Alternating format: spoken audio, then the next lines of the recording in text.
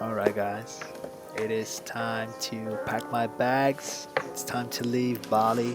I failed as a digital nomad and now it's time to leave the island. I thought I would stay longer, but things are not turning out the way I thought they were, and now it's time to pack my bags. I'm gonna leave soon. Flight's gonna depart soon, and it's time to say goodbye to this beautiful place, to my friends, and my cat, Hunter. Okay, let's dive a little bit into my story, why I failed being a digital nomad here on Bali. Like anyone else who comes to Bali, there's so much to do. You have surfing, you can go hiking, you can go to other places, you can go to temples, waterfalls, you can go to everywhere. There's so many things to do on Bali, and I felt like I didn't have as much structure in my day, and the distraction was great. I also felt a little bit pressured to perform with my business, because that was basically sustaining my life here on Bali. The combination of all these things and not having a structure and also being under pressure really got me in a mindset that I was not very happy with. And even though like I was very committed, I went to cafes, I worked at home, I wasn't very productive. Sometimes I'm sitting for 8 hours working and I literally get 1 hour done. And for the rest of the day I'm trying to do things, but it just doesn't work. Then I got into a phase where I just felt like a bit worried about my future and if I was going to perform the way I was before I came to Bali. And then one day I realized that if I would continue to live in Bali, I would not be able to sustain my life here. That was a period of finding solutions. And that is a very interesting phase, because it's all a learning experience, but also finding alignment with yourself. When I accepted that it wasn't working out for me, opportunities came on my path. And in the past years, I have been working as a surf instructor in France, and I got 2 invites to work as a surf instructor again this summer in France.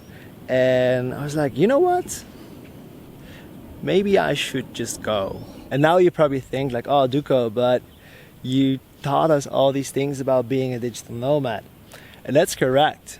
And I still believe everything that I said before that. It doesn't mean like I will not quit my business. I will simply do a step in between to fill up my bank account so I can continue to do what I love doing.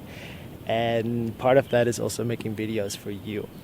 And for me, it's simply all about the knowing inside of myself that I know this is going to work out. Like any entrepreneur, sometimes you just have to do things that will bridge to the actual destination where you want to go. First of all, I love surfing. Second of all, I don't mind surf teaching. I think it's actually a lot of fun. And third is that it was a great opportunity to go back to Europe, see my family again, and make bank. So I can actually have more opportunities after a season of doing surf instructing. And that is something that I feel is very important to me, is having the freedom and the power to move. And we live in a world where we need money for that. So now you probably want to know, like, what can I do as a digital nomad or as a future digital nomad to avoid the situation that I am in? I will tell you. Number 1, definitely cash flow.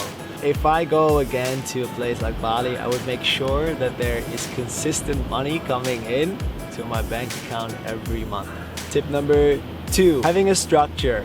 If you don't have a structure, it's hard to set those boundaries for yourself. For example, you have a calendar, or maybe you work for someone else and you know, okay, these specific times I work, I need to get stuff done. It's so much better instead of flowing through the day. And so structure is absolutely key. And with structure always comes boundaries and commitment. Do what you say you're gonna do. So the next time I would definitely want to have either a lot of money saved up, or I want to make sure that there's consistently money coming in and also money that I can save up every month. And this way you just get out of the survival mode, you feel like you're in the flow and you're on top of things. Okay, last thing, what I'm going to do in my calendar, I'm going to block time. So block times where I can do stuff, where I can take a break, where I can have lunch, where I can go for a surf. This way it feels like more rewarding to me to actually work before, and then I know what I'm working for.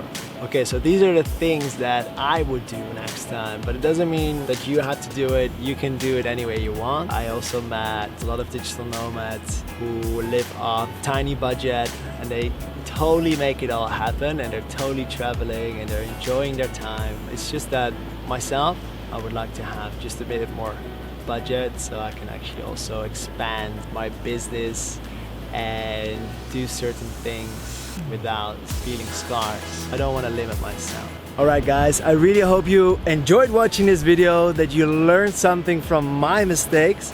Please don't repeat my mistakes, and if you want to become a digital nomad, please do it.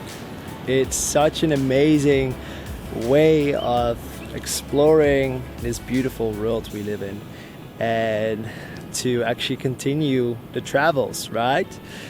Because that's why I became a digital nomad in the first place, is to continue the travels and extend them as long as possible. If you have any questions, guys, please feel free to ask them below in the comment section, or you can add me on Instagram, @FlyingFlint. Happy to connect with you over there. And yeah, really hope you enjoyed watching this video.